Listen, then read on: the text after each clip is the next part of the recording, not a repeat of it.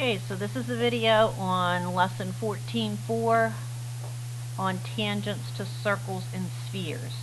You need to take notes and do problems 4 through 6 on page 849. Okay, so first let's define what a tangent to a circle is. We've talked about tangent ratios in trig that involved a right triangle, but this is something different. A tangent to a circle is a line that touches the circle in only one place. So here's my tangent line, and it touches the circle in only one place. Now this line is going to be perpendicular to a radius of the circle. So you would have to draw the radius in, and it's perpendicular. Now remember, the great thing about whenever something is perpendicular is now we can use the Pythagorean theorem, and we can also use the trig ratios to find out some missing measures. Next we have just a picture of what a tangent to a sphere is. Whenever it's a tangent to a sphere, it's touching the sphere in just one place. We could also have a tangent line to a sphere, but this one is just a picture of a tangent plane to a sphere. So let's work a problem that involves using the tangent to a sphere. So the problem, and this is the same problem that's in your textbook. If you read, it says the Bank of Chinatown in Hong Kong is about 1,211 foot tall, and it has an observation deck on the 43rd floor that is about 722 feet off of the ground. On a clear day, how far can you see from the observation deck? So the first thing I want to do, and it looks to me like in this diagram, here's the top of the building, and this appears to probably be where the observation deck would be, right here. So I started a diagram. My circle is going to represent the Earth. It tells me, I looked it up, it tells me the Earth's radius is about 3,960 miles. And then I drew a little line here to indicate where the observation tower is, that's 722 feet above the surface of the Earth. The next thing I want to do is I want to draw in a line of tangency. Okay, and this line of tangency right here is going to just touch the top of the observation deck and come down and touch the Earth at this one point. By doing this, the part that you should be able to see is everything from here all the way over to where this tangent line is.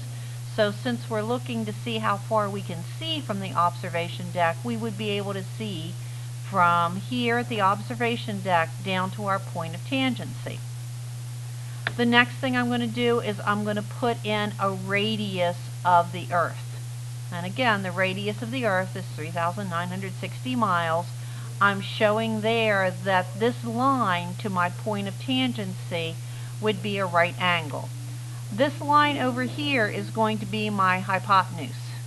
This line is going to be one of my legs, and the distance that I can see is the other leg. So I think you can probably figure out where I'm going there. If I already have two legs and I want the third leg, what I would use would be the Pythagorean theorem.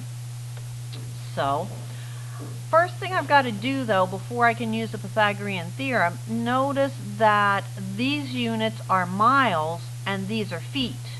So what I had to do was convert the 722 feet over to some number of miles, because both of these were in miles, so I wanted to put this in miles. So what I did is I took 722, I divided it by 5,280, which is the number of feet in a mile.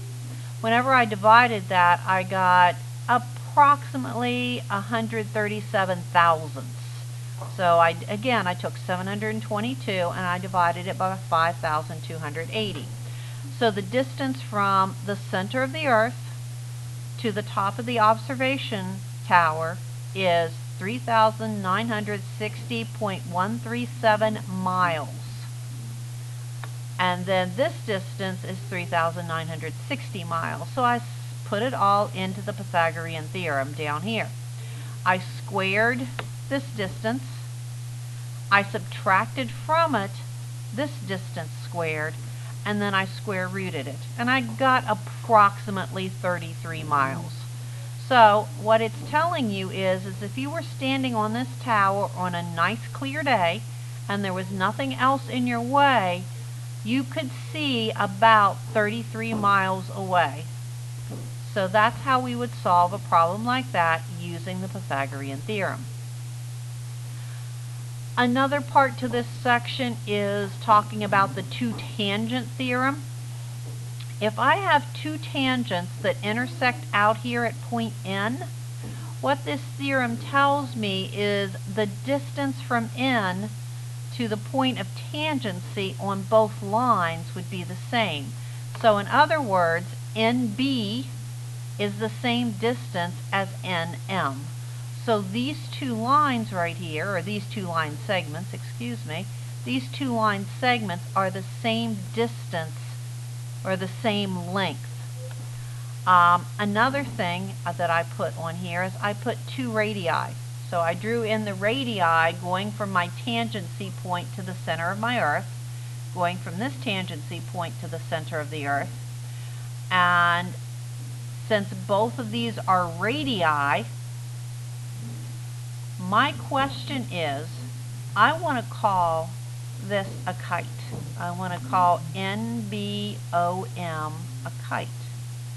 What have we learned in the past that's going to allow us to say that this quadrilateral is a kite?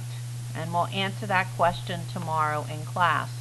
So two things that I want you to do is I want you to be able to tell me why I'm allowed to call this a kite. And then there are some questions in your book on page 849 that I would like for you to answer.